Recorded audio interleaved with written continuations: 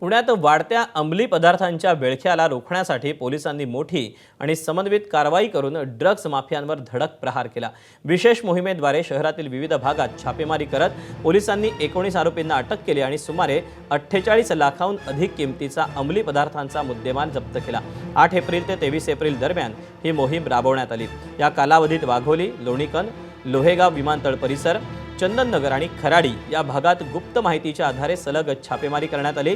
या कारवाई दरम्यान एमडी ड्रग्ज आणि गांजाची विक्री तसंच सेवन करणाऱ्यांविरोधात एनडीपीएस कायद्याअंतर्गत 13 गुन्हे दाखल करण्यात आले। ड्रग्ज रॅकेटचे धागेदोरे थेट राजस्थानपर्यंत पोहोचत असल्याचं यातून समोर आलंय।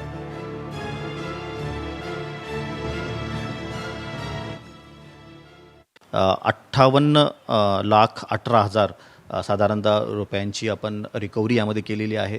ड्रग्स आपण रिकवर केलेले आहेत। मुख्यतः एमडी यामध्ये सीज झालेला आहे। यामध्ये मोडस आम्ही जे ठेवलेली आहे, जी कार्यप्रणाली ठेवलेली आहे, त्यामध्ये इनिशियल रिकव्हरी नंतर बॅक ट्रॅक करून पुढील स्वतःपर्यंत जाण्याचा याच्यामध्ये प्रयत्न आहे। एबीपी माझा, उघडा डोळे बघा नीट।